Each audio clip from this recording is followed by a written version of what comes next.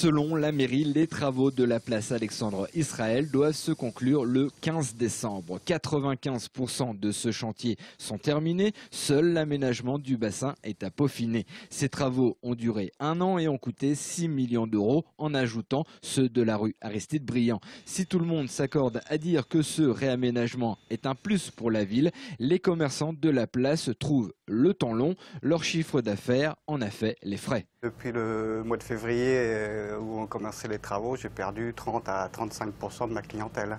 On fait le dos rond et puis on attend que les travaux soient terminés pour pouvoir remonter son chiffre si ça le fait, quoi. On a un chiffre d'affaires énorme perdu sur l'année. Sur mes calculs, pour le moment, on en est à 1 mois et demi. Donc le chiffre d'affaires non réalisé. Bon, il fallait que ça se fasse. Je pense que la place, on sera très content sûrement après du résultat. Mais bon, c'est vrai qu'1 an, c'est long. C'est une gêne énorme. Aujourd'hui, dans le commerce actuel, c'est pas facile. Du côté de l'hôtel de ville, les critiques habituelles des commerçants sont entendues, mais tout a été pensé pour faire au mieux. Il est impossible de faire des travaux de cette ampleur sans gêner qui que ce soit.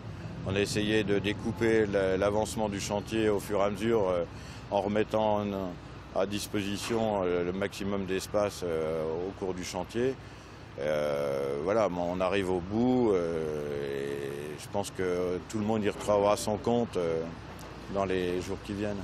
Cette place est donc toujours en ébullition. D'un côté, on finit de planter les ornements végétaux. De l'autre, on ajuste pavés et autres dalles. Les passants, eux, se réjouissent de ce lifting au cœur de la ville. C'est génial, c'est super et ça embellit la ville.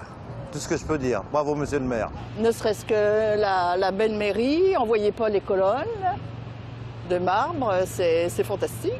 Alors c'est embêtant pour aller voir les commerçants, mais je trouve que ça embellit la place, c'est quand même bien, c'est bien, c'est beau. Un éclairage spécial Noël est prévu dans le courant décembre pour illuminer la façade de l'hôtel de ville. Le traditionnel sapin de Noël, quant à lui, est déjà en place.